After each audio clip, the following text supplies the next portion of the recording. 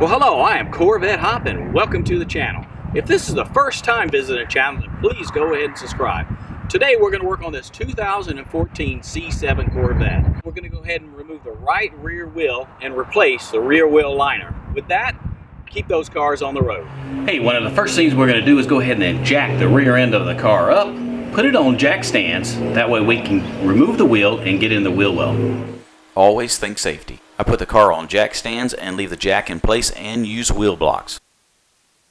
Next, we're going to go ahead and remove the wheel. Use a 3/4 socket to remove the lugs.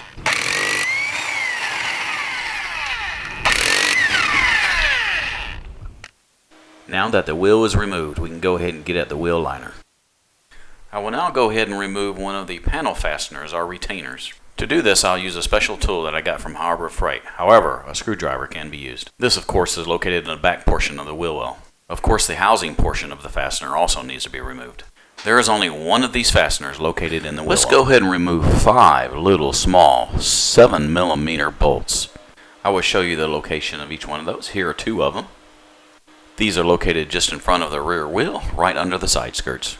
This job takes about 1 hour to complete after jacking. The replacement liner costs anywhere from $80 to $109. There are 2 other bolts of the same type on the rear fascia just behind the right rear wheel.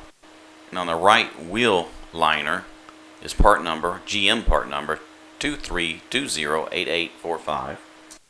Now if by chance you needed the left rear wheel liner, that part number is GM part number 23208844.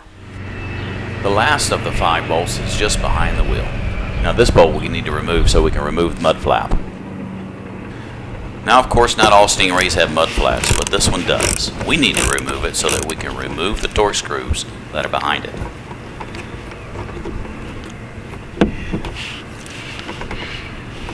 With that last bolt removed, now we can go ahead and pull off the mud flap. Note how that screw secures the mud flap. Use a T10 Torx to remove 9 screws. 1, 2, 3, 4, 5, 6, 7, 8, and 9. Now these are actually all pretty easy to get to.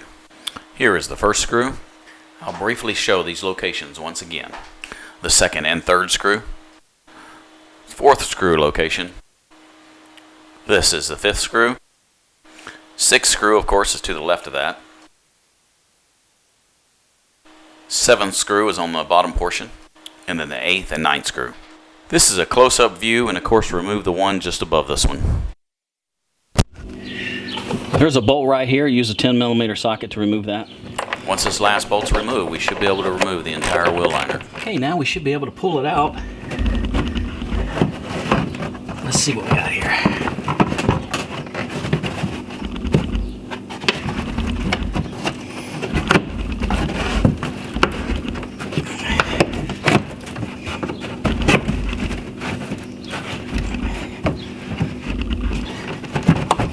Do note how the liner fits into place for a replacement liner.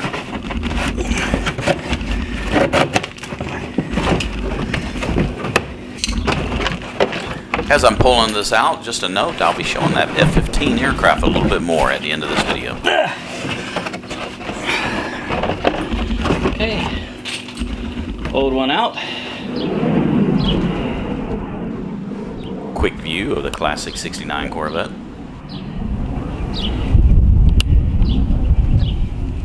Here is the old wheel liner along with the new wheel liner side by side.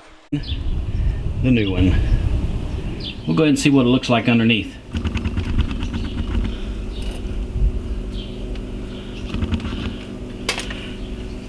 This will be a little tricky. We got to make sure we connect that.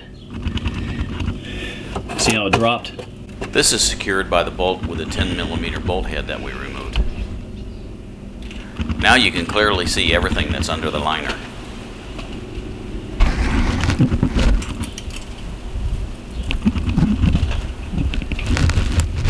I'm now ready to install the new liner and install everything in reverse order.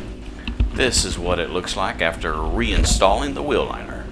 It looks all brand new and pretty.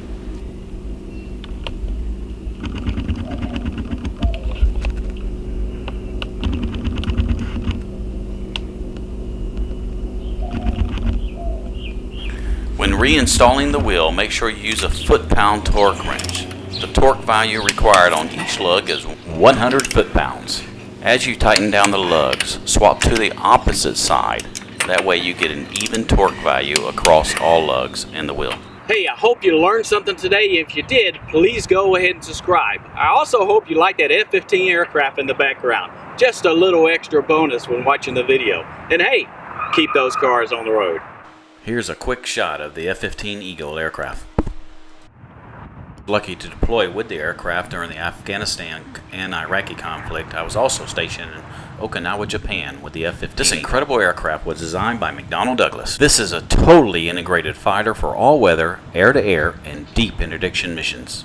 The aircraft has an internal 20mm M61 Vulcan Gatling gun in the right wing root. Low drag external fuel tanks were developed for the D model for extended distance and traveling. The F-15 Eagle first flew in July 1972 and entered service in 1976.